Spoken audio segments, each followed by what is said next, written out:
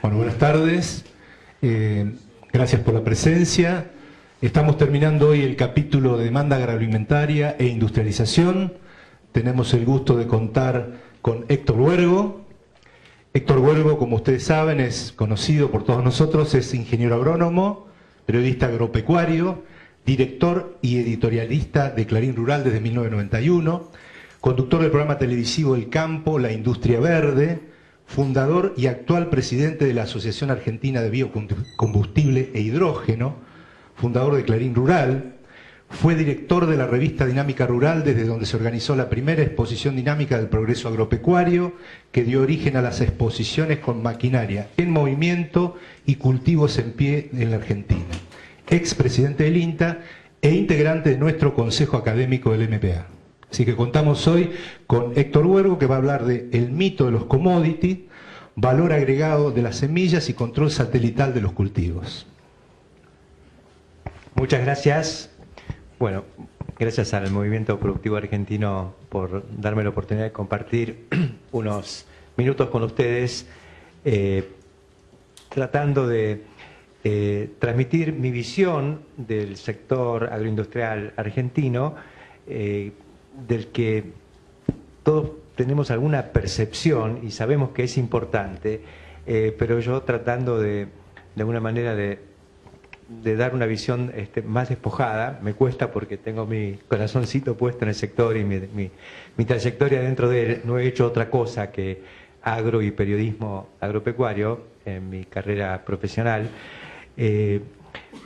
Y creo que mi misión en el último tiempo es tratar de transmitirle al sector y a la gente de afuera del sector sobre las características de lo que está pasando, de lo que está ocurriendo con el campo y la agroindustria en la Argentina y en el mundo. Ustedes verán que, no sé si así, que está entre comillas digamos, el sustantivo que da lugar al título de esta conferencia, el mito de los commodities, porque en realidad ya anticipo que considero que no es ningún mito, digamos, los commodities y su papel en la economía y en la sociedad argentina son cruciales. Pero vamos a tratar de ubicarlos y de darles la categoría que yo creo que realmente tienen y que merecen un poco en la consideración colectiva. Lo primero, y esto es, bueno, casi un homenaje a uno de los grandes deportistas argentinos, uno de nuestros grandes talentos, que es el maestro de Vicenzo, que acaba de cumplir 90 años, pero el motivo por el que lo traigo aquí a esta charla no es porque tiene 90 años y ha estado jugando hasta hace muy poco, creo que de vez en cuando pega un tirito, sino que cuando cumplió 80, yo recién empezaba a jugar, porque me habían dicho que había que jugar al golf, algo tenía que hacer, y recuerdo que me invitan a jugar con él en un homenaje por sus 80 años. La primera pelota que pegó se me va atrás de un árbol, y cuando quiero acomodarla de nuevo, en el fairway, digamos, en la ruta correcta, él me mira y me dice, mira, pibe, cuando yo tenía tu edad, a ese árbol lo pasaba por arriba. Yo miré uno de estos árboles que se ven acá, ¿no? Y yo digo, yo no lo paso por arriba, soy muy crudito. Él era el gran maestro y el gran campeón. Pero bueno, me desafió, cambié de palo, agarré uno que yo sabía que podía levantar un poco más la pelota, y si le pegaba bien, iba a ver qué pasaba. Bueno, swing de práctica, practico, pego, perfecto, la pelota sale fuerte y alta, pero por supuesto, no alcanza, le pega en medio del tronco, rebota y se va más lejos de donde estaba, ¿no? Y yo me lo quería comer. Y él viene y me dice, ¿sabes qué pasa, pibe? Cuando yo tenía tu edad, ese árbol medía esta altura, ¿no? Entonces, me enseñó varias cosas, con una pequeña frase. Primero, los escenarios cambian. Y no se puede usar la misma herramienta, la misma manera de pensar, frente a un escenario distinto. Si lo sabremos los argentinos, pero a veces nos olvidamos. Y queremos aplicar la misma receta, cualquiera sea la situación, o la misma conceptualización, ¿no? Entonces estamos hablando y repitiendo conceptos que han pasado a ser prejuicios, y no más conceptos, no son más válidos. Entonces la descalificación histórica por ahí que mereció el sector agropecuario en la consideración colectiva está perimida. Ya muchas de las cosas que hemos dicho y que lo terminaron postergándolo, y considerando que había otros sectores más interesantes, han perimido. ¿Por qué? Porque estamos frente a un nuevo escenario, y de eso vamos a hablar. Yo digo que la vida, justamente por estos cambios de escenarios, da muchas oportunidades. Estamos seguramente frente a un cambio de escenario ahora y quizás tengamos todos una oportunidad nueva. O no, no sabemos. Estamos en una situación muy incierta, pero podemos confiar en algunas cuestiones que son inmanentes a nosotros. Una, el talento argentino, ¿no? Que está siempre a la vista, es una cosa muy, muy extraña, ¿no? Y yo creo que en cierta medida debemos confiar en que el talento en algún momento va a prevalecer. ¿Quién se imaginaba 4 meses atrás que el Papa iba a ser Francisco? El Papa Bergoglio. Máxima, digamos, salvando la distancia, fue elegida para ser reina, ¿no? Tenemos a Messi, tenemos a Maradona, tenemos a Mistein, a Favaloro, todos nuestros grandes talentos internacionales en la cultura, Borges, artistas, arquitectos, Peli, todas las obras que hay en todo el mundo. A donde uno va, esto lo hizo Peli o algún otro, ¿no? Sí, talentos por todos lados. Pero tenemos el síndrome de la sensación permanente de caída. Los psicólogos creo que hablan del mito de... Ahí sí hay un mito de Sísifo, digamos, que es el hombre que siempre está trepando a la montaña y siempre se cae y vuelve a trepar y se pasa los siglos de los siglos trepando. Bueno, en la Argentina pareciera que es así. Más bien, ni siquiera podemos trepar. Da la impresión de que estamos arañando para no caernos del todo, ¿no? Pero bueno, yo creo que esta sensación de caída nos hace también poner muy nerviosos y pelearnos entre todos. Y yo creo que hay una figura que es muy simpática, que es la del puercoespín, ¿no es cierto? Que los puercoespines no son bichos muy simpáticos y nadie se anima mucho a agarrarlos, y tampoco entre ellos mismos, ¿no? Pero pueden aparearse y reproducirse. ¿Y saben cómo lo hacen? Y lo hacen con muchísimo cuidado, pero lo pueden hacer y la especie se perpetúa. Entonces quizá nosotros podamos, dentro de todo lo que nos está pasando, encontrar la vuelta para tratar de transitar un camino un poquito menos ríspido y no entrar en las provocaciones a las que nos someten. Acá ya estoy hablando del sector agropecuario, que hoy anunció medidas de fuerza, digamos. Y no digo que está mal, me parece que está fenómeno, pero al mismo tiempo hay que seguir aportando y hay que seguir buscando cómo se genera actividad y competitividad, porque a pesar de todo se puede, y la Argentina, todo el país y la sociedad lo necesitan. Cuando hablamos de commodities, se lo contrapone con el valor agregado. Hay una saga sobre el valor agregado, el gobierno baja línea sobre el valor agregado y todos sentimos que el valor agregado está bien. ¿Por qué? Porque producimos commodities, que parecen productos primarios, materias primas, cuando lo que tenemos que hacer es convertir esas materias primas en algo de mayor valor. Y yo estoy de acuerdo, pero digo, cuidado, ¿no es cierto? Porque el paradigma de los años 90 ya fue, hay que salirse del commodity, porque no había precio en el commodity. Entonces había que hacer cualquier cosa. ¿Y qué hacíamos? Y mirábamos a Chile, que a Chile le iba muy bien con el kiwi, con la madera, con los arándanos, y las frambuesas, y las frutillas, y el salmón.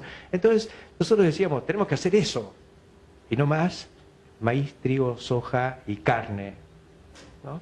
Cuando en realidad el arándano, la fruta fina y la fruta de pepita, la manzana, eran productos históricos, eran los commodities de Chile. ¿Qué hicieron ellos? Y los hicieron más competitivamente, buscaron generar ventajas nuevas frente a un mundo que estaba demandando eso. Entonces, ¿qué hicieron? Y buscaron más mercado y prepararon la producción, el packaging y las redes comerciales para atender una demanda que estaba insatisfecha. Se podía, con los commodities era mucho más complejo, ¿no? Pero cuando nos hablan del valor agregado, yo digo, tengamos un poquito el cuidado de no ser como los argonautas, ¿no? Que estamos escuchando el canto de sirenas y nos vamos a terminar por ahí hundiendo, como vamos a ver enseguida.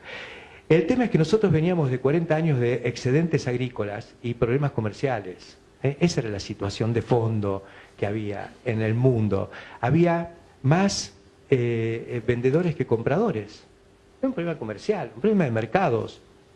Por eso los commodities no andaban. Porque el mundo había aprendido a producir, había hecho una revolución tecnológica y sobraba en Europa, sobraba en Estados Unidos, y los países a los que le faltaba recibían estos productos como donación, o los recibían con muy bajos precios porque la oferta era superior a la demanda. Y había leyes en Estados Unidos, por ejemplo la PL 480, que era una ley de donación de granos, que digamos tenían barcos listos, cargados, para ir a Argelia o a Egipto, a cualquier lugar donde hubiera un conato de alguna hambruna, de algún problema, y con eso no solo nos destruían a nosotros, sino también la posibilidad de que esos países desarrollaran su propia producción de básicos agrícolas. Y esto generó una situación muy dramática, fue un flagelo, ¿no? El proteccionismo y los subsidios, que son consecuencia, digamos, el proteccionismo es consecuencia de que hay más producción, y hay producción que es necesario proteger.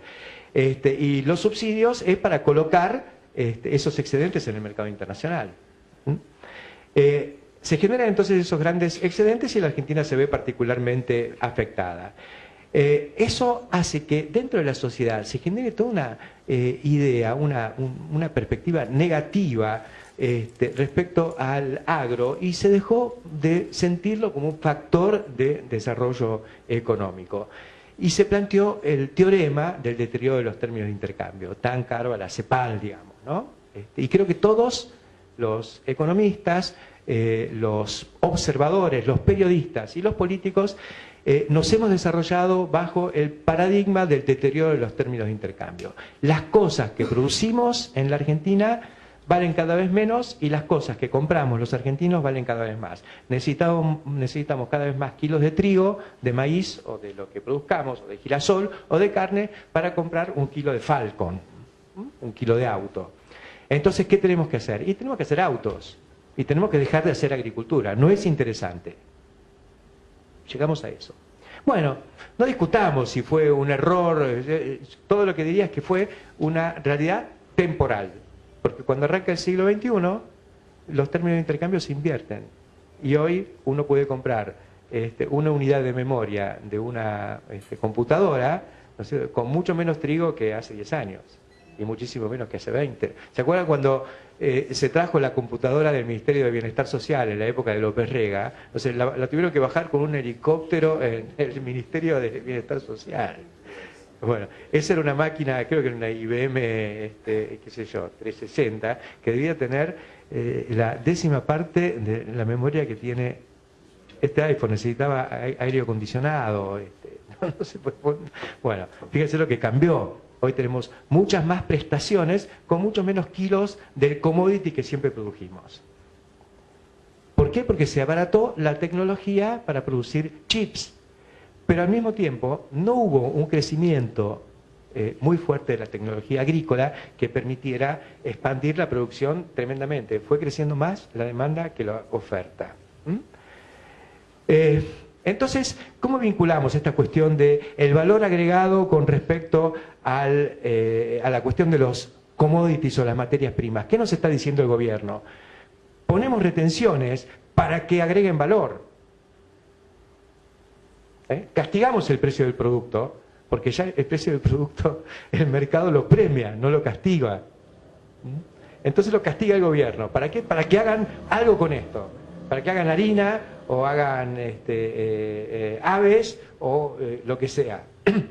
Después vamos a ver que tampoco hay tanto interés en que se hagan estas cosas, porque pasamos, vamos a ver más en detalle, de aceite, de soja aceite, de aceite a biodiesel, y pum, al biodiesel. Así que el mensaje de valor agregado muchas veces es un poquito trucho, digamos.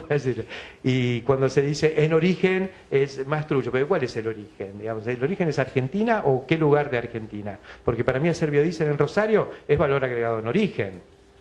Sería más en origen si en lugar de hacerlo en Rosario lo hacemos en Córdoba. Pero en realidad la ventaja competitiva de la Argentina es hacer biodiesel donde está el aceite, que es en Rosario, ¿no? Entonces muchas veces esto se convierte en una pesada mochila, porque hay muchos productores que se han metido a hacer productos de valor agregado y después se encuentran con que no lo pueden manejar, o que hay un cambio de escenario o un cambio político, y un productor de Deró, provincia de Buenos Aires, que vendió un campo para hacer una planta de biodiesel, Bueno, ahí se encuentra con la planta quebrada, cerrada y sin el campo. Entonces, a veces nos hundimos, digamos, cuando escuchamos esas quimeras, ¿no es cierto? Y cuidado porque siempre está quien se salva, porque tiene el instrumento. Entonces vamos a la definición de qué es valor agregado para mí. Valor agregado no es agregar complejidad en la cadena, es mejorar la relación insumo-producto. ¿Cuánto pongo y cuánto saco? ¿Cuántos pesos, dólares o cuántas unidades monetarias tengo que poner y cuántas voy a obtener cuando combiné bien esos factores? Entonces, cualquier producto, por más primario que nos parezca, pasa a ser un producto de mucho valor agregado si encontré la herramienta tecnológica que me permite duplicar el rinde. Porque pongo los mismos, o a lo mejor tengo que poner un 50% más de pesos, pero voy a tener un 100% más de producto. Eso es valor agregado. Entonces nos vamos a encontrar, según la definición un poco ecléctica, digamos, que yo les voy a plantear hoy, que el trigo es un producto de muchísimo valor agregado. Y la soja es un producto de muchísimo valor agregado.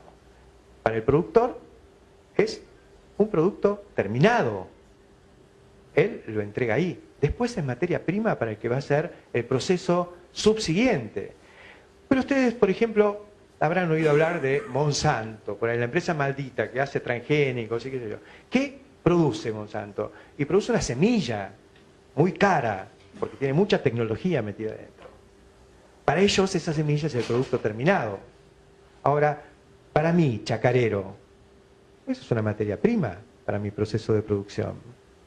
Yo le voy a agregar valor a la semilla, porque le voy a poner fertilizante, voy a elegir la fecha de siembra, voy a usar la mejor sembradora, voy a tener un planteo perfecto para tener máximo rinde, la voy a fertilizar muy bien y voy a controlar las plagas. Todo ese proceso va agregando conocimiento e insumos tecnológicos para conseguir finalmente una gran cosecha. Esa cosecha es mía, ese proceso de agregación de valor es mío. Y lo voy a repartir con todos los que me proveyeron a través del pago de los insumos, digamos, que necesité para esta producción. Es como Toyota cuando va a hacer un auto y tiene que comprar los amortiguadores, las gomas, el carburador, no tiene más carburador, los inyectores, ¿no es cierto? Todos los componentes se los convierte en un auto y gana. Y remuneró a cada uno de los factores, que son los que le entregan esto. Y al trabajo.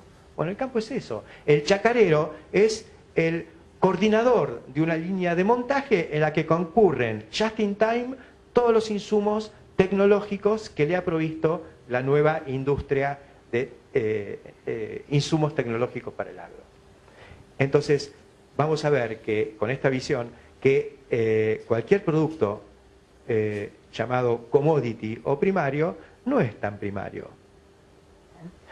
Veamos un ejemplo muy sencillo. Hace 10 años se inauguró en la Argentina la fábrica de urea, que es un fertilizante nitrogenado. Las plantas necesitan 3 macronutrientes, que son nitrógeno, fósforo y potasio. NPK, se llama nitrógeno, fósforo y potasio.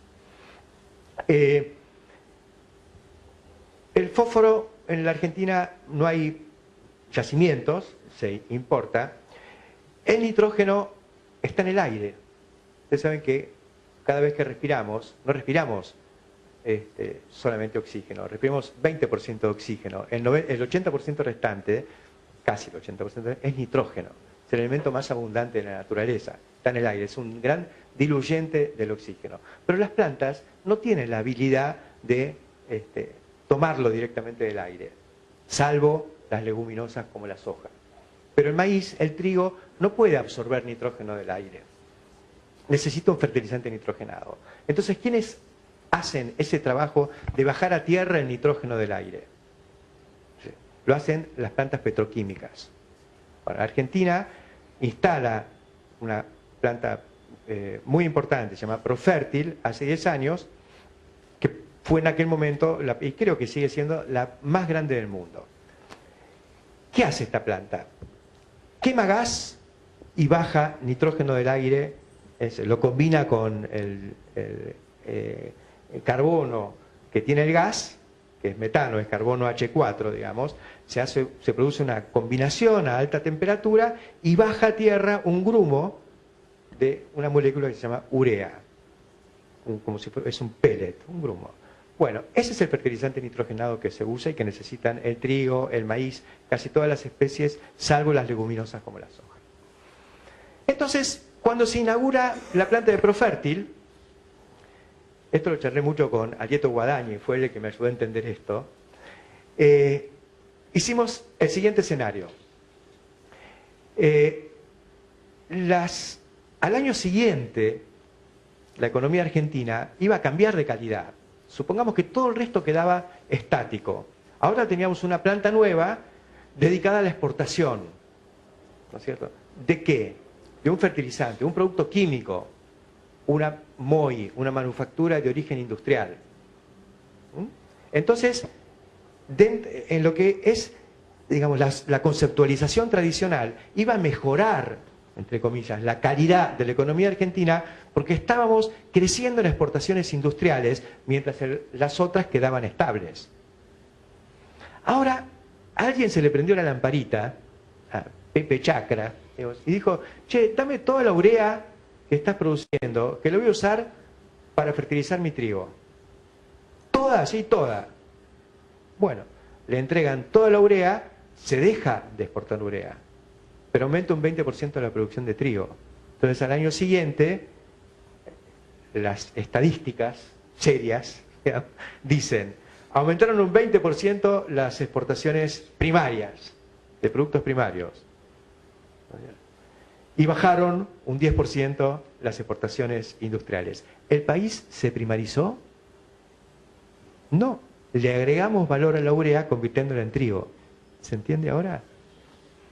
El trigo le agrega valor a la pintura alba de las cosechadoras, porque una cosechadora arranca pintadita y termina la campaña con color chapa. Se gastó la pintura. ¿A dónde fue esa pintura? Y se embarcó con el maíz, con el trigo o con la soja. Se gastó. Se gastaron las correas, se gastaron las cubiertas. ¿Qué pasó? Y exportamos cubiertas, y exportamos correas, y exportamos gasoil. Todo lo que consumió esa cosechadora finalmente está en la soja argentina que se fue al mundo. Entonces, cada vez que exportamos trigo, maíz, soja o cualquier, entre comillas, commodity, estamos exportando todos los insumos, equipos y servicios vinculados con la cadena, con la producción.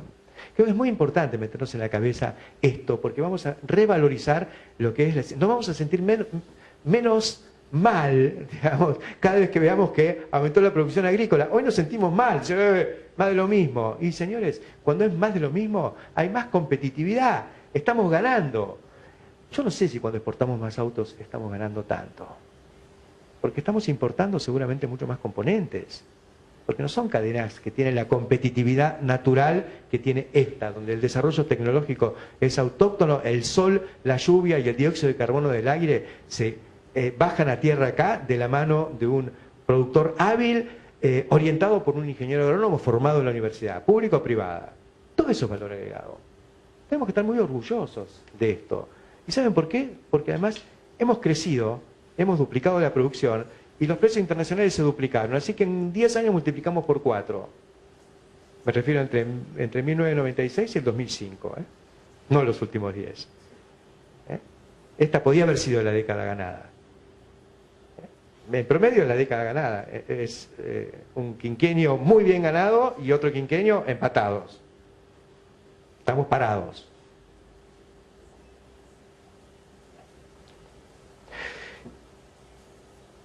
¿Por qué se duplicaron los precios agrícolas? Se duplican los precios agrícolas porque hay dos nuevos drivers, digamos, dos nuevos grandes motores que están gobernando la escena mundial. Uno es lo que se llama la transición dietética y otro el precio de la energía. Los dos están vinculados con una cuestión muy concreta que se llama billetera. Cuando tengo más plata en el bolsillo, gasto más energía para todo lo que hace un ser humano y su familia, y gasto más en comer, porque como distinto, no es que como más. la humanidad, además de estar comiendo más, está comiendo distinto. E impacta mucho más lo distinto que lo más. No es una cuestión cuantitativa, no es Malthus, no es que la población se multiplica en progresión geométrica, porque ya está aumentando con muy buen ritmo y eso garantiza demanda, pero el problema es que el consumo está creciendo mucho más que la población todavía, porque la humanidad es una burbuja que crece en poder adquisitivo. Siguen habiendo pobres, ¿no es cierto? Pero digamos, tenemos por ahí la misma cantidad de pobres, pero con una población que está creciendo un 20-30% cada 10 años. Entonces, la pobreza relativa, la cantidad de pobres en relación al conjunto de la humanidad, está cayendo. Y los ricos están siendo cada vez más ricos, nos guste o no, nos duela o no. Esa es la realidad. Pero el problema no es que los ricos son más ricos, sino que hay muchos pobres que ya son clase media. Y no hay peor cosa que un pobre que deja de ser pobre y pasa a ser clase media, porque ese empieza a ir al McDonald's. Y en el McDonald's se come algo distinto de la pasta que se comía en casa. Y vamos a ver las implicancias de eso. Cuando una sociedad mejora su poder adquisitivo, y sigan la manito que voy a ver acá, fíjense, acá tenemos el Producto Bruto per cápita, ¿no? Expresado en dólares por habitante, y acá tenemos el consumo diario de proteínas animales. Fíjense que a medida que aumenta el poder adquisitivo, el Producto Bruto per cápita, se come más carne en el mundo. Esta es una realidad contrastada y súper conocida a nivel mundial. Se llama transición dietética. Las sociedades que se van enriqueciendo, van saliendo de pobres, consumen menos productos del reino vegetal en forma directa y más productos del reino animal. Como los animales no tienen la capacidad de las plantas de tomar la energía del sol, sino que necesitan comer las plantas, estamos metiendo un intermediario en este proceso. Y ese proceso de agregación de valor, que es convertir la energía y la proteína vegetal en carne, tiene un costo.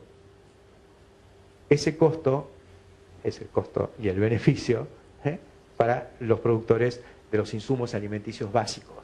Son los que producen pasto o granos, que son las cosas que comen las vacas, los cerdos, los pollos y todo bicho que camina y va para el asador. Fíjense qué interesante esto. En los años 70 hacía falta 3 kilos de alimento para producir 1 kilo de pollo. Hoy nos arreglamos con 2 kilos y algo menos. O sea, mejoró un 50% la eficiencia de conversión. Entonces, digamos, bueno, esto es importante y es muy importante, porque esto genera valor para los que están en la industria del pollo. Hoy necesitan menos alimento para producir 1 kilo de pollo. Pero cuidado, porque los 2 kilos de alimento que le estamos dando a ese pollo son 2 kilos de maíz y soja, que son alimentos secos. Pero ese pollo tiene solamente un 25% de materia seca. El 75% es agua. Sumémosle la cabeza que no la comemos, los huesos que los dejamos, los chinos se comen las garras, pero en general se tira, y los menudos que nosotros tiramos, y las plumas. Y entonces no fue que le dimos 2 kilos de alimento para producir 1 kilo de alimento pollo, sino 1 kilo de pollo vivo, pero la parte nutritiva y aprovechable realmente de ese pollo es solamente el 20%. Entonces la relación no es de 2-1, es de 10-1. Y es el más eficiente. Cualquier conversión de granos y sus derivados en carnes es una relación mínima de 10-1. Entonces, qué barbaridad, qué desperdicio. Y no sé, es como que una familia o un hombre venga solo de San Martín al centro en auto. Qué desperdicio, podría venir en tren, pero vengo en auto y pago el estacionamiento. ¿Y qué pasa? Y tengo plata. Y voy a la estación de servicio y le lleno el tanque. Entonces, multipliquen esto por familias que van saliendo de la extrema pobreza y que se compraron el autito, que pusieron el aire acondicionado en la casa y se calefaccionan mejor cuando antes había que abrigarse, poner una manta más gruesa. Hoy dormimos sin manta, pero con la calefacción fuerte, y en verano no salimos a la vereda en musculosa, sino que nos metimos adentro con aire acondicionado a ver televisión. Bueno, así funciona, nos guste o no, sea amigable o no con el medio ambiente, huella de carbono, emitimos mucho, hay que... Bueno, tenemos guita y lo hacemos, y así funciona. Al campo argentino eso le viene bien. Y el que manda en este proceso es China. Y ustedes recordarán, en China hace 23 años, 24 años este año, se produjo el levantamiento de la plaza de Tiananmen, 1989. Junio de 1989, hoy es 12 de junio, en estos días. ¿Qué fue eso? Y fue una azonada estudiantil muy fuerte, salieron los chicos a la calle en serio, hubo represión, los atropellaron con los tanques no tengo la foto, no sé qué pasó, los tanques del Ejército Rojo, los chicos los desafiaron, pero lo interesante es que estos chicos se reunían en la primera franquicia de comida americana que se instaló en China. El primer negocio de apertura de China hacia la cultura occidental fue Kentucky Fried Chicken. Kentucky, cultura americana. La bandera americana, ¿no? Las franjas coloradas y blancas, ahí flameando la Plaza de Mayo de ellos, la Plaza de Tiananmen. Esta es la jabonería de Vieites de los jóvenes complotados. Frito, aceite, y chicken, pollo, maíz y harina de soja. Señores, Argentina, algunos la ven al revés. Fíjense, Kentucky Fried Chicken al revés.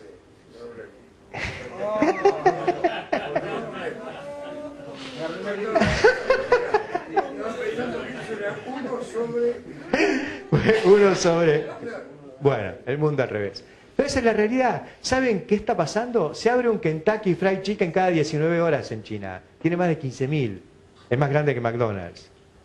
Los chicos siguen con el plato de arroz, pero lo que se come es lo que hay arriba. Cualquier bicho. Acá ya desapareció el pollito. Arroz con pollo. ¿Saben cuál es la consecuencia del arroz con pollo? Y que antes, si les alcanzaba con 1 hectárea, ahora necesitan 10, porque es 10-1. Pasar de proteína y energía, es decir, de féculas del arroz o del fideo a el arroz con pollo, es 10-1 la parte del pollo. Y no son solo los chicos. A los viejitos también le dejaron morder la patita de pollo y es muy difícil volver atrás. Entonces están comiendo cada vez más proteínas animales. Esta semana, ayer, se supo que una disputa en Estados Unidos por la compañía más grande del mundo en cerdos, que es Smithfield, y lo iba a comprar una compañía brasileña y se lo irlo una compañía china. En la venta de una empresa americana a una empresa china por máximo valor histórico. Ninguna empresa china, algunos me dijeron que IBM se había vendido a Lenovo en más plata. Me parece que no. 5.000 millones de dólares pagaron los chinos por esta empresa.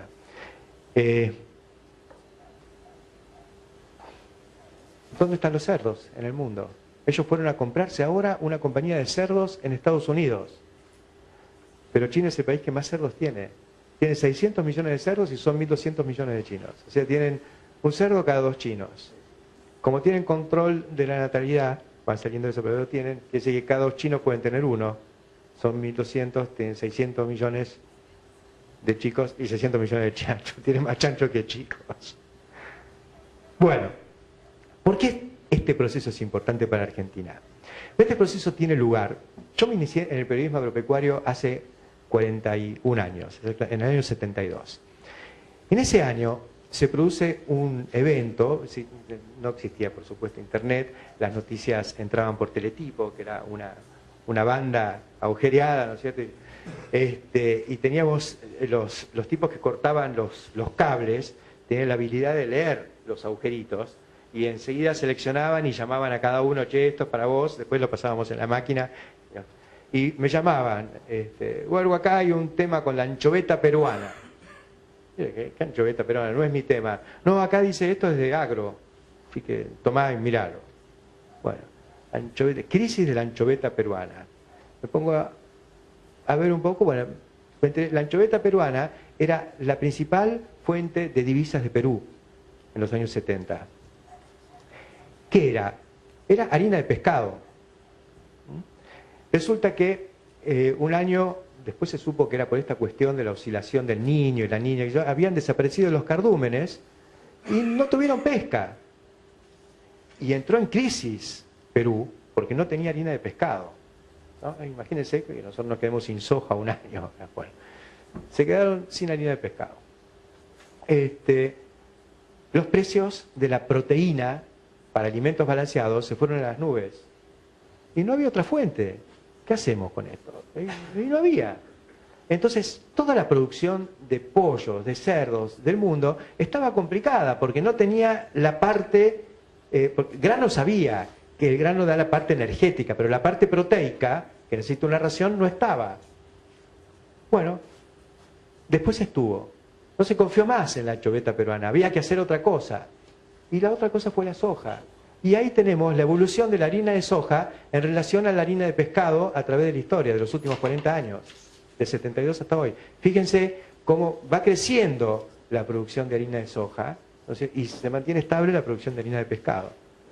La soja habilita la posibilidad de que la humanidad que quiera hacer su transición dietética pueda hacerlo porque se abarata la producción de proteínas animales, porque está la fuente de proteína vegetal que puede dar lugar a eso. Con la harina de pescado estábamos limitados.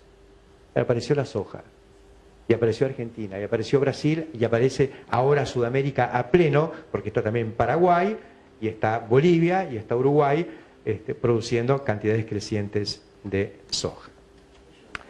Yo fui a China en el año 98, 99. Ustedes saben que la soja es oriunda de China. Y China siempre exportó pequeñas cantidades. Fíjense, en el año 83, 85, lo que está en azul, eran exportaciones y eran pequeñas cantidades. Yo voy en el 98, hacía 2 años que China había empezado a importar soja, pero a mí me interesaba mucho ese momento, porque la Argentina en el año 96 aprueba la ahora famosa soja transgénica. Y teníamos enormes dudas, sabíamos que la producción iba a crecer muchísimo, pero teníamos miedo de que el mercado no acompañara eso. Además de que teníamos miedo de que los ecologistas la boicotearan, digamos, cosa que pasó, pero igual pudo más la necesidad de la demanda. Entonces, voy a China, me acuerdo, voy con el doctor Jorge Castro, que era secretario de estrategia del gobierno de Menem en ese momento, y me invita a que lo acompañe en una recorrida, y hablamos con altos funcionarios chinos, y nos dicen que en realidad habían tenido un par de malas cosechas, pero que el objetivo de ellos era autoabastecerse. Y la verdad que volvimos preocupados. Imagínense un secretario estratégico, ¿no es cierto?, que iba con toda la energía positiva de un cambio tecnológico brutal en la Argentina que iba a permitir que le digan que el principal cliente no iba a estar. Yo no les creo, no puede ser. Creo que hablamos con Moreno, digamos, allá, porque miren lo que pasó después en China. Esta fue la evolución de la producción, de la importación de soja. Fue imparable. Y esto sigue, esto está hasta el 2009, 2010. Este año están en 65 millones de toneladas de importación, ¿no? Imparable.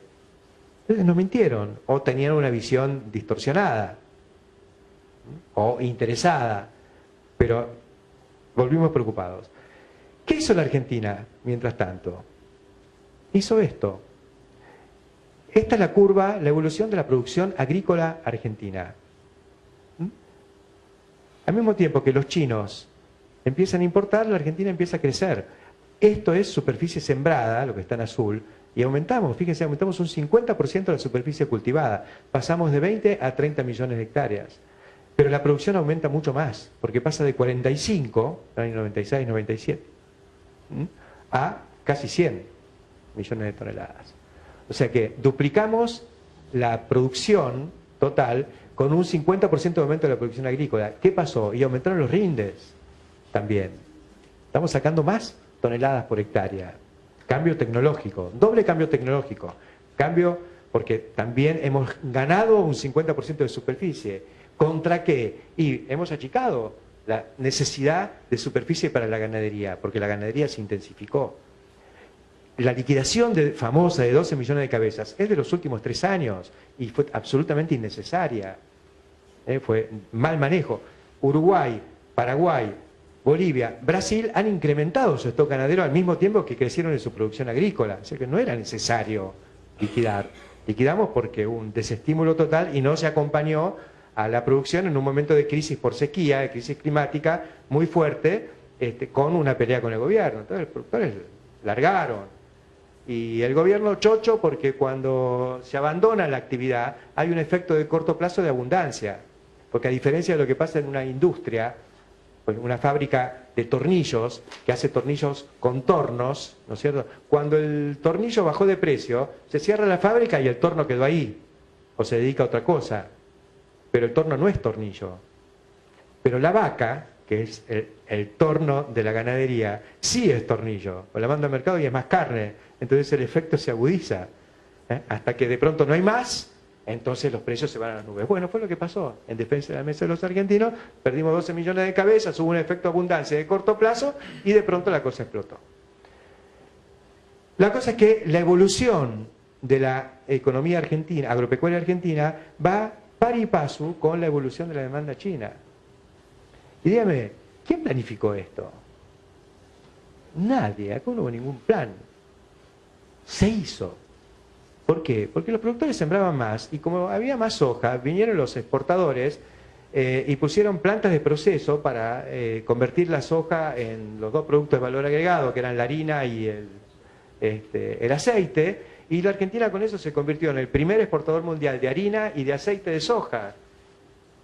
Justamente cuando China, que es la metáfora de todo esto, porque hay 100 países que compran soja y derivados de la Argentina, ¿no? Porque todos estos países están en el mismo proceso. Así crecimos, ¿no? Y así como les decía que hoy los chinos están comprando plantas de cerdos en Estados Unidos, los americanos hace 5 o 6 años, en el 2008, en el medio de la crisis del 2008, estaban tratando de comprar granjas de cerdos en China. O sea, todos veían el negocio. Goldman Sachs invirtiendo 200 o 300 millones de dólares en cerdos en China. Goldman Sachs en ese año también invirtió en Clarín, digamos. No sé cuál fue el mejor negocio. Bueno, el segundo driver es el precio del petróleo. ¿Y cómo se vincula el precio del petróleo con la cuestión agrícola? Se vincula por esto, porque cuando el petróleo valía $12 la tonelada, el barril, perdón, a principios del siglo XXI, en el 2000. En el 2002, cuando les tumba la 2003, ¿no? De las Torres Gemelas, 2002. 2001. Pero en ese momento estaba en $20 y uno pensaba que se iba a ir a $100. No, se mantuvo en 23, 24, 25 y empieza a subir en el 2005, 2006, que se va a $40 y después no para hasta los $100, los pasa, llega a 160 y cae y se mantiene en los $95, bajó a 40, 45. Pero desde hace 3 años está en 95, $105. O sea que tomar una referencia de $100 el barril. $100 el barril es 10 veces más de lo que valía a principios de siglo, de hace 13 años. 5 veces más que hace 10. Eso es inflación.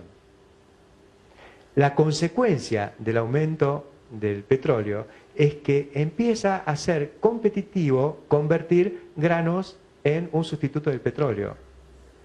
Biodiesel por un lado, con el aceite, pero en Estados Unidos empiezan a hacer nafta con etanol, como en Brasil muchos años antes. ¿Cuán importante es este proceso? Es enorme. Es enorme. Hoy el 35% de la cosecha americana de maíz, que es lo que más ha crecido, maíz y soja son los dos productos que más han crecido, el 35% va a un mercado nuevo que hace 10 años no existía, que es el del etanol. Son 120 millones de toneladas de maíz que Estados Unidos muele para etanol. ¿Saben cuánto fue la cosecha récord de Argentina de este año de maíz? 25 millones de toneladas. Hace falta 5 cosechas argentinas de este año para equiparar lo que muele Estados Unidos en un año para producir nafta, un sustituto de la nafta. Entonces imagínense qué pasaría si no existiera este efecto de sustitución. Sobraría maíz en el mundo. Pero el efecto de sustitución opera en condiciones de mercado porque el petróleo vale $100. Y a un petróleo de $100 corresponde un etanol equivalente, y ese etanol equivalente permite pagar por el maíz los $250 que se pagan actualmente. El precio histórico del maíz era de $100. Se duplicó el precio. Y si se duplica el precio del maíz, se duplica también el precio de todos los demás productos, porque compiten por el uso de la tierra. Entonces los demás tienen que acompañar. Entonces la soja siempre valió más o menos el doble que el maíz. Entonces si el maíz vale $250, la soja vale $500. Y eso es lo que le da piso firme a la situación hoy de las grandes cuentas de la Argentina desde el punto de vista de la oferta de dólares. Desde el punto de vista de la demanda de dólares es otra cuestión, porque eso está contaminado por desmanejo económico y condicionantes políticas. Este es el tipo de plantas que hay en Estados Unidos. Son plantas enormes, de extraordinaria escala, que están con esto. Y fíjense, lo que ha crecido, estos son todos los usos del maíz. El único que ha crecido fuerte es el destino de maíz para etanol. Mientras tanto, en la Argentina nos encontramos con estas cosas.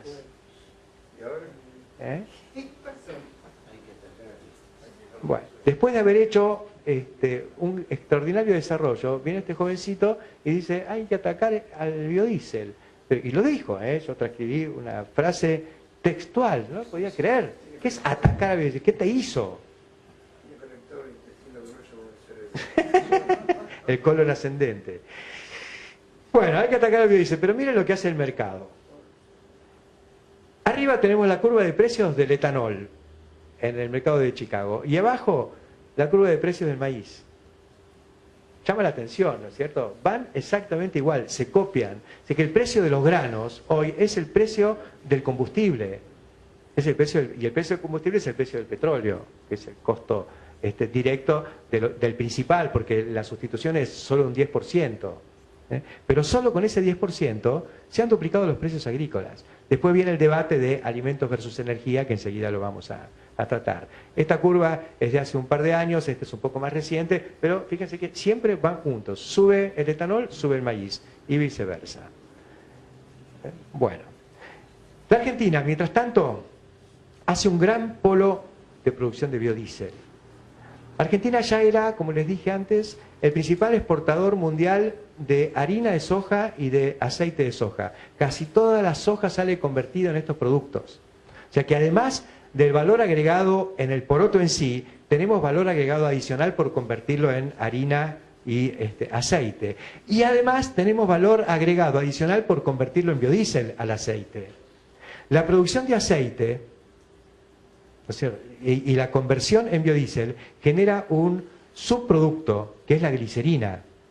La glicerina está en casi toda la comida, digamos, la industria alimenticia lo usa como edulcorante, suavizante, y se usa sobre todo en cosmética.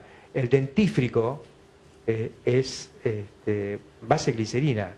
Entonces yo digo, aún antes de desayunar, cada habitante del planeta está usando algo de soja argentina en el dentífrico. Es notable. Tenemos acá 2 plantas de refinación de glicerina paradas, porque no estamos haciendo biodiesel. Bajó un 40% de la producción de biodiesel.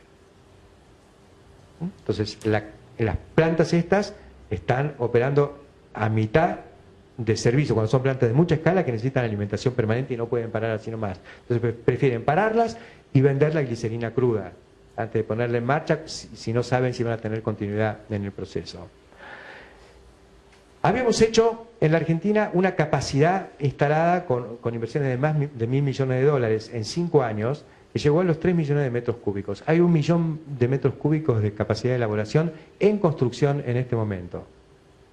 Y la Argentina, con 50 millones de toneladas de soja, que es nuestra producción de este año, producción actual, que va a crecer, La soja tiene un 18% de aceite, son 9 millones de toneladas de aceite, son 10 millones de metros cúbicos. O sea que estamos convirtiendo, tenemos capacidad para convertir en biodiesel casi la mitad de nuestro aceite, pero otra mitad todavía se exporta como aceite crudo. O sea que habría que hacer más plantas de biodiesel, que es un producto que la Argentina necesita, porque podríamos sustituir importaciones de petróleo, de gasoil, y el mundo está pidiendo.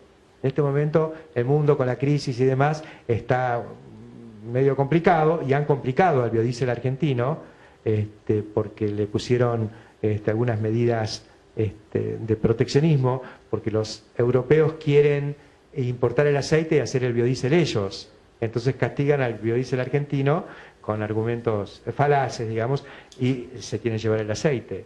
Y el gobierno, en lugar de contrarrestar esa dinámica, digamos, traba el corte del gasoil nuestro con biodiesel y lo castiga con impuestos, cuando la ley, aprobada hace 5 o 6 años, exonera al biocombustible de impuestos internos.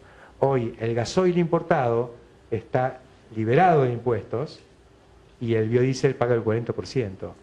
No solo contradice la ley, sino que contradice el sentido común. Bueno. Esta es la evolución de la capacidad de molienda de soja de la Argentina. Pasamos de 76.000 toneladas por día en el año 99, hace 14 años, a más de 200.000 toneladas al día de hoy. Es una expansión fenomenal. Estas 200.000 toneladas por día, por 300 días útiles año, da 60 millones de toneladas de capacidad. O sea que podemos procesar toda nuestra soja, más la soja de Paraguay, que está en 9 millones de toneladas este año, más la de Uruguay, que son 3 millones, y la de Bolivia, que está saliendo del Pacífico por otro lado. Y ahora empieza la saga del etanol, que se hace con cereales, donde ya hay una planta operando en Río Cuarto. El etanol se puede hacer de caña de azúcar o de cereales. La única de cereales que hay funcionando se llama Bio 4 y es de 20 productores de la zona de Río Cuarto. Pero ahí está también ACA, la Asociación de Cooperativas Argentinas, una de las grandes empresas argentinas, está en el top 10 de las compañías exportadoras con una facturación de casi 5.000 millones de dólares, una empresa cooperativa. Y tiene en desarrollo una planta de etanol en Villa María, en Córdoba, y ¿saben qué tienen que hacer para poder ponerla en marcha? Van despachando a plaza componentes a través de distintas cooperativas. Por acá es una cooperativa de segundo grado, integrada por varias cooperativas de primer grado. Si ellos van con el proyecto, Moreno no les libera la importación de la planta porque él piensa que este no es un negocio interesante para el país. Y como ellos, como empresa privada cooperativa, piensan que sí lo es, hacen que una cooperativa pida que le despachen un Redler, otro un tanque, otro un reactor, y así la van armando. Pero es totalmente contra natura y que no se dé cuenta nadie que están haciendo esto. Esta es la planta de Río Cuarto, para que tengan una idea de lo que es. El gobierno habla de industrialización de la ruralidad con esta cuestión del valor agregado. Acá se está haciendo naturalmente un negocio de valor agregado con productores que quieren convertir en algo más valioso su maíz, que de por sí es valioso. Pero están haciendo este negocio del etanol desde agosto, septiembre del año pasado y van muy bien. Entonces vamos a parar acá y hacer un pequeño recorrido porque había una promesa de algo satelital. Entonces quiero mostrar que todo esto que les estoy contando existe.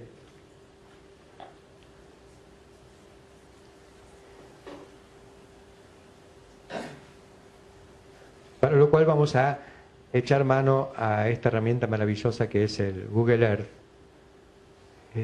Si es que esto nos deja, acá viene.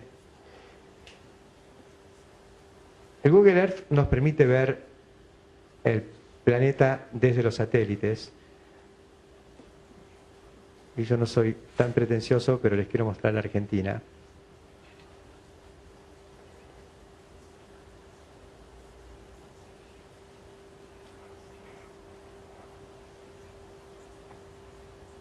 Real.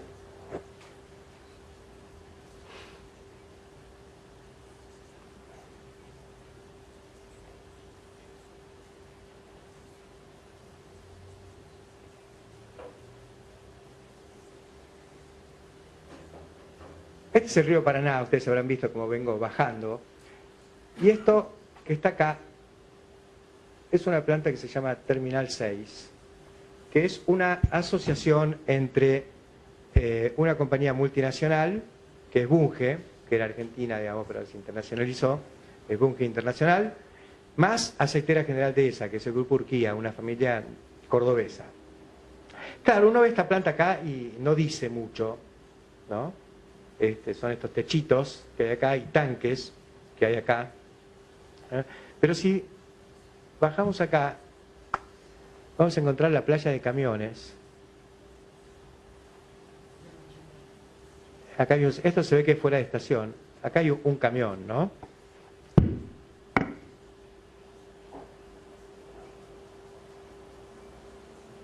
Pero nos da una idea de la dimensión. Acá tenemos un barco cargando, y miren lo que son estos galpones. Si nos fijamos, por ejemplo, en lo que es la General Motors, que está muy cerca de ahí, la General Motors ocuparía este espacio, ¿no? Y esto es todo esto. Acá hay un trencito. ¿Ven estos vagones? Esta formación.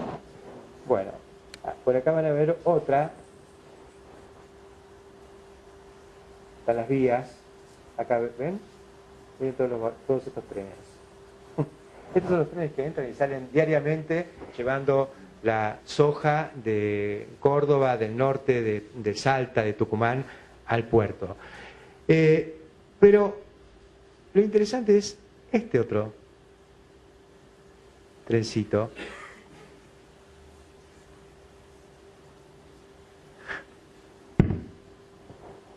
Es donde en manos libres hace falta. Acá. Bueno, esto que se ve acá está también dentro del puerto de Terminal 6, pero ya no es la parte soja, esta es la parte cobre y oro. Esto es Puerto Lumbrera. El mineral de Catamarca baja por el tren de la soja, entonces, y se embarca en el puerto de la soja. ¿Qué significa esto? Que además de lo que es en sí mismo este negocio, haber desarrollado una logística para un producto que estamos produciendo, facilitó la logística para otras actividades. Entonces esto no es soja y suerte, o soja y nada más, sino que se empiezan a imbricar, a relacionar actividades unas con otras. No tuvieron que hacer otro puerto y otra estructura, lo opera Terminal 6, y el puerto es el ferrocarril es el nuevo Central Argentino, ¿no? Que es el mismo tren que baja la soja y el tren concesionado a la familia Urquía. Si empezamos a bajar por el río, nos vamos a encontrar con esta otra planta, que esta es de Cargill. Esta es una planta de metanol. El metanol, ¿saben?, es un insumo para hacer biodiesel. El biodiesel se hace con aceite más metanol que viene de la petroquímica. Entonces se relaciona la producción de biodiesel hay una interacción entre la materia prima aceite renovable y el producto de la petroquímica. Seguimos bajando y nos vamos a encontrar con esto, Cargill. Esto es una planta de fertilizantes, la primera planta de fertilizantes fosfatados que hay en la Argentina. La semana pasada Profertil inauguró otra. Hace 2 meses Nidera había inaugurado otra planta de fertilizantes. Acá tenemos otro muelle, otro puerto, otra aceitera. Y si empezamos a bajar nos vamos a encontrar con otra más y otra más. Esta de Bunge, que era la plata cereal, y acá otra más. Y vamos a ver barcos y barcos y barcos en espera o cargando. Es decir, esto no es abstracto, no es un número solamente, es actividad. O sea, y si nos metemos tierra adentro y vamos para el lado, agarramos la ruta 9 y nos vamos de Rosario a Córdoba, nos vamos a encontrar con que en cada pueblo hay un parque industrial con talleres y fábricas de maquinaria agrícola. Hay 60 fábricas de sembradoras en Argentina. Hay 40 fábricas de fumigadoras automotrices. Son camioncitos que llevan un tanque y un barral para aplicar agroquímicos y fertilizantes. Entonces, la actividad que genera corriente arriba y corriente abajo, la producción agroindustrial, es mucho más sensible de lo que en general sabemos. Entonces, muchas veces se plantea el teorema de la desindustrialización de la Argentina. Yo diría, sí, hemos padecido una desindustrialización de ciertas actividades, pero hay una industrialización nueva corriente arriba y corriente abajo, con un nodo central en la producción agropecuaria, que es la parte competitiva, y que gracias a que es competitiva puede servirse de los que le proveen los insumos tecnológicos y proveer a quienes son capaces de transformar estas materias primas en cosas de mayor valor agregado. Entonces ahora sí, después de tratar de pintar este panorama y dejar un poco como corolario esta cuestión de que tenemos que ver un flujo y no solamente una cosa estática, categorizando esto como productos poco valiosos y estos otros como valiosos, y ver la cosa como circular, ¿no? Donde algo le agrega valor a todo lo demás y todo se potencia mutuamente. Muchas gracias.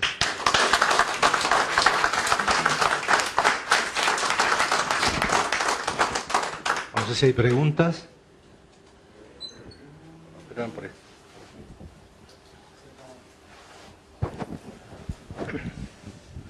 Muy breve y concreta sobre la parte final, pido disculpas por haber llegado tarde. Vos mencionaste el uso de maíz como cereal principal para la producción de etanol. Habida cuenta de las históricas y cíclicas crisis que sufrió la provincia de Tucumán, en la provincia de Tucumán como productora de caña de azúcar, ¿es la opción más adecuada para la producción de etanol la apelación al maíz y a otros cereales, o existe la posibilidad de poner el eje o estimular de modo prioritario la utilización de caña de azúcar, que ha entrado en ciclos críticos recurrentemente en nuestra historia para la producción de etanol? Son dos visiones. Yo creo que yo soy muy pro mercado. El mercado dice que el etanol de maíz es más competitivo que el de caña. Entonces, tratar ¿por qué? Y porque la relación costo-beneficio es mayor, es más barato el etanol de maíz que el de caña. Sí, sí. Ahora, fíjese lo que hicimos a través de...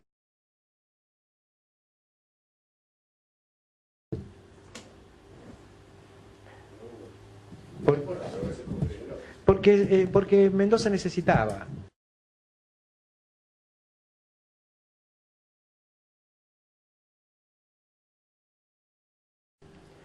Uruguay es Entre Ríos y está lleno de bodega y va mejorando los vinos uruguayos, ¿no? Entonces, yo no digo que Mendoza no es mejor que Entre Ríos, pero desarrollar una producción de manera estalinista, decía, aquí no, acá sí, puede convertirse en un gravísimo error. Desarmamos estructuras que son viables, que eran viables, que tenían su flujo natural. Hay que defender eso.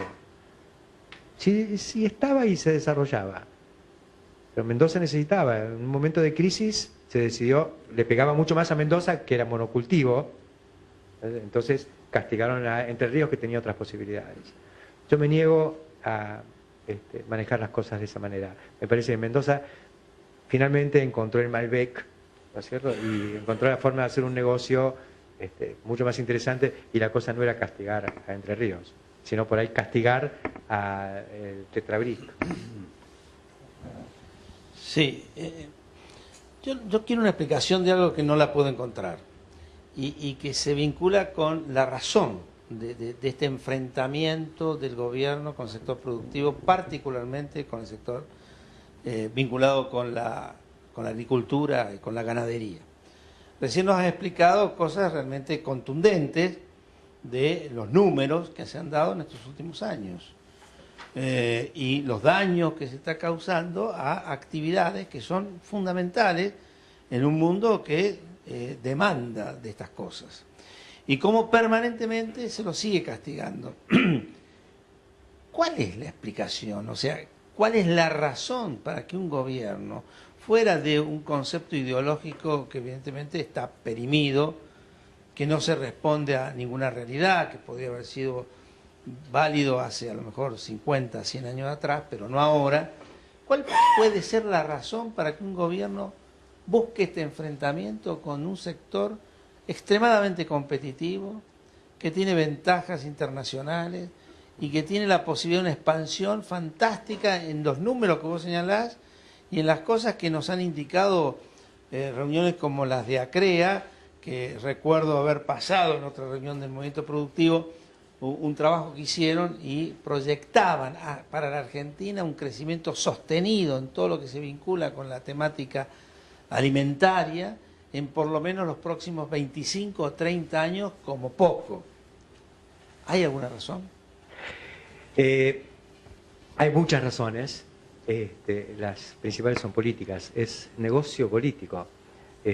La CLO les habrá explicado, hay que pelearse. Y el enemigo ideal es la oligarquía vacuna, peguémosle a esto, la republiqueta sojera, encontraron todos los argumentos y van alrededor de eso. Lo paradójico es que Cristina sabe, porque ella no es tan tonta, ella viaja por el mundo y se llena la boca. Ella en diciembre en Dubái habló de Argentina, el orgullo de ser primer exportador mundial de biodiesel, cuando su primera espada ya le había pegado. Es loco, pero hace negocio con eso. Y el campo ha sido un blanco ideal en su momento, porque viene con una historia pesada y la relación del peronismo con el campo es pesada. Hubo momentos de conciliación, digamos, pero históricamente se enfrentaron. Entonces estos tomaron esto. Y después hay una componente también de ignorancia, que era más de él que de ella, creo.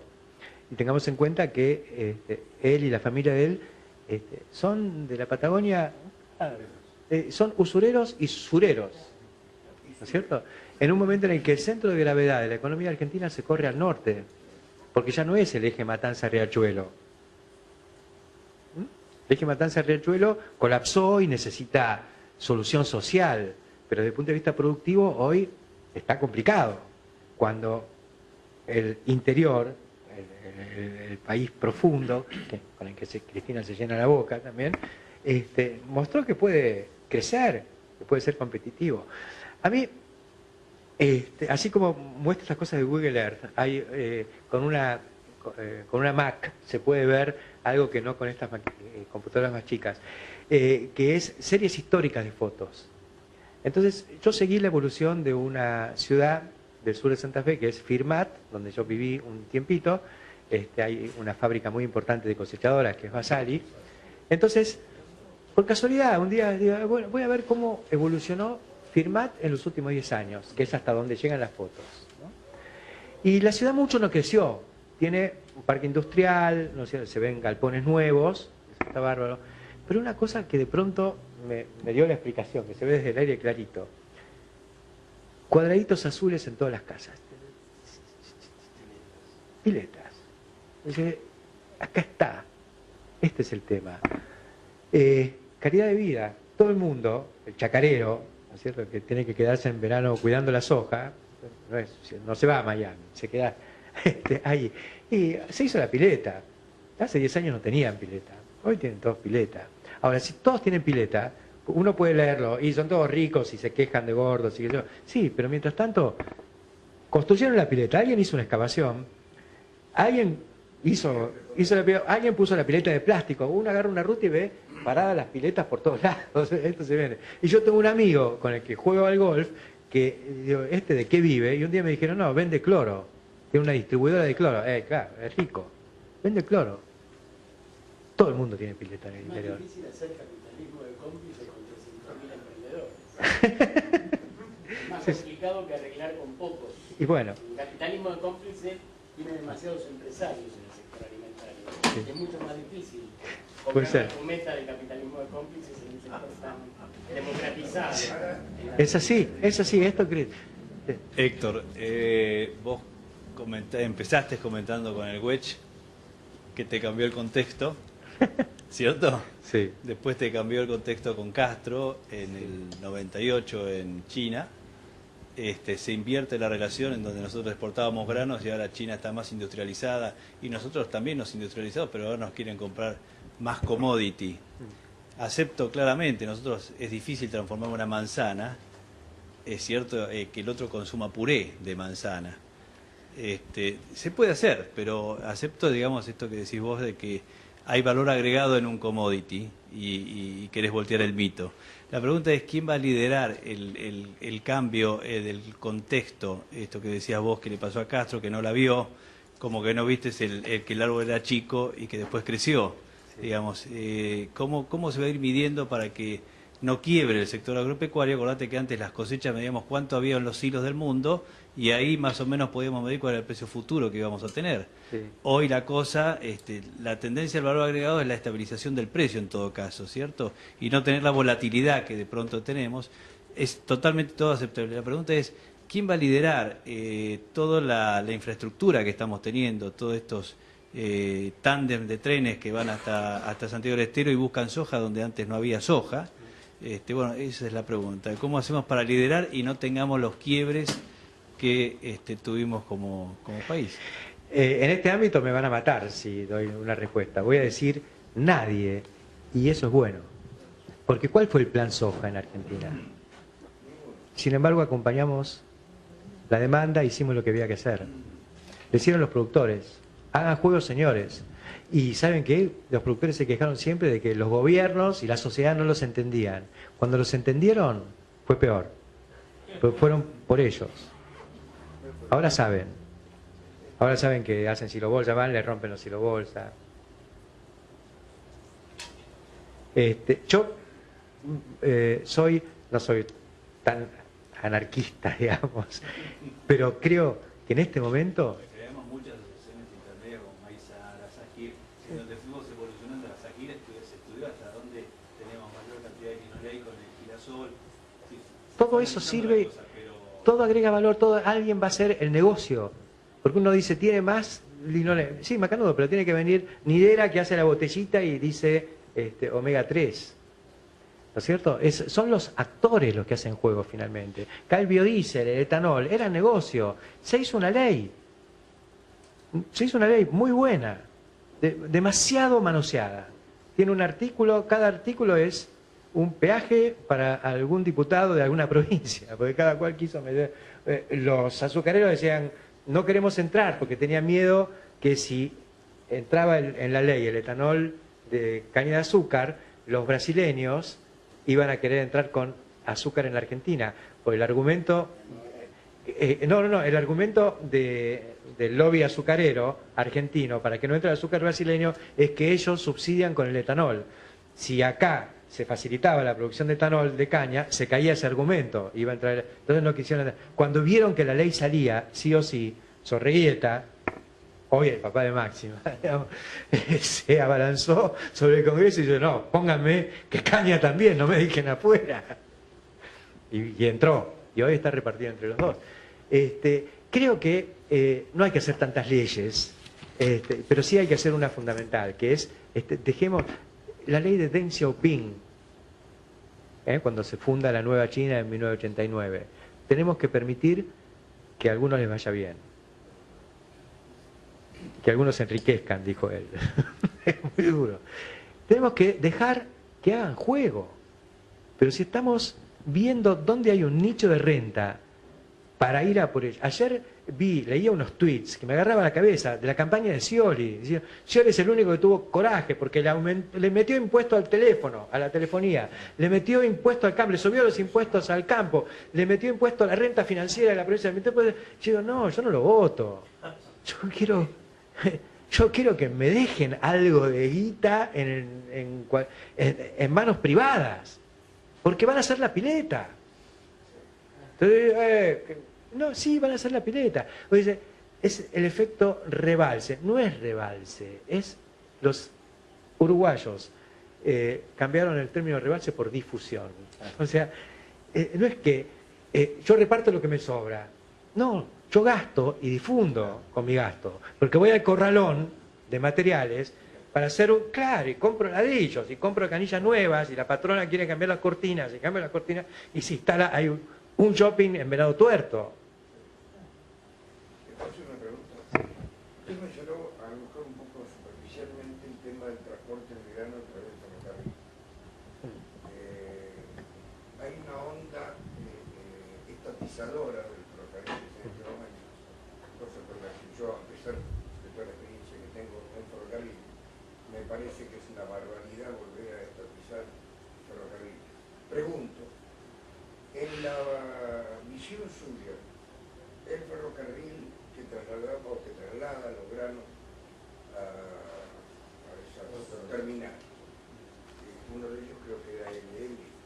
ALL, que fue estatizado la semana pasada. Sí. ¿Cuál es la visión que tiene con respecto al futuro de ese? Yo creo que el ferrocarril opera para mayores distancias que la que tiene hoy la zona núcleo de Argentina, ¿no?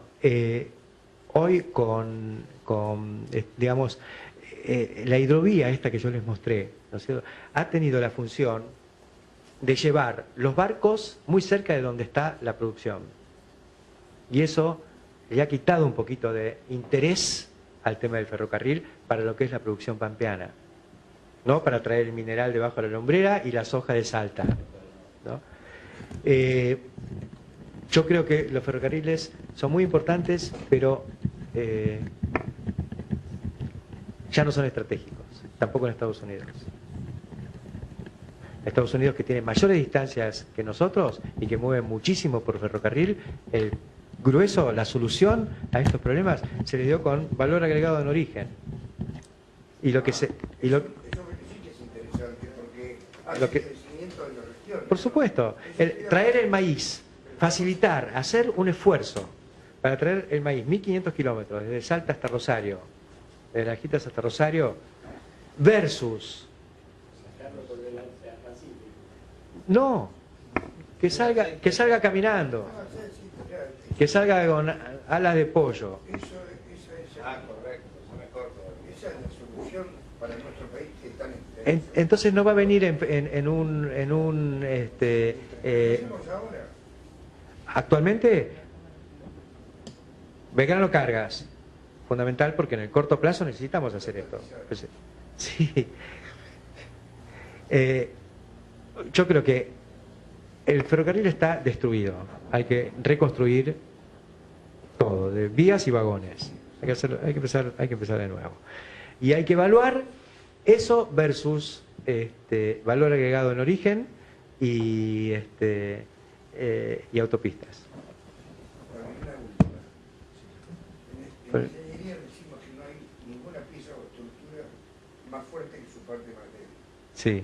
La parte material de todo esto que acabamos de hablar, lo conozco porque estoy metido en el tema, es hablar con Francisco. Porque ¿quién hace llover? No podemos... La anterior fue todo fenómeno, pero la otra anterior... No podemos hacer llover, pero sí podemos conseguir variedades tolerantes a la sequía.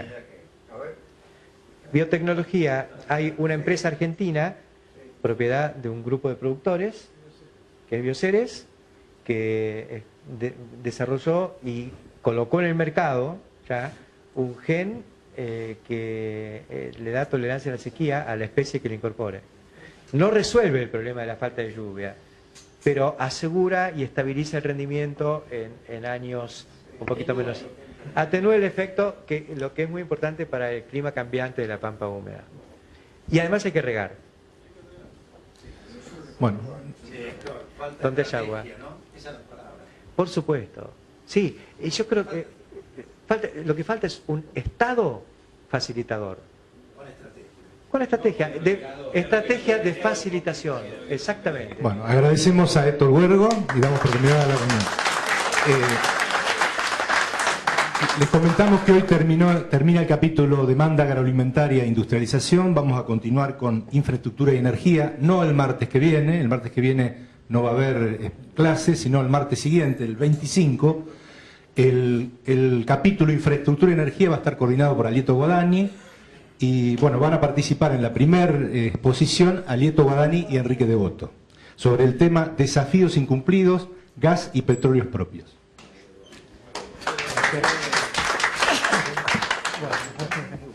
Sí, sí.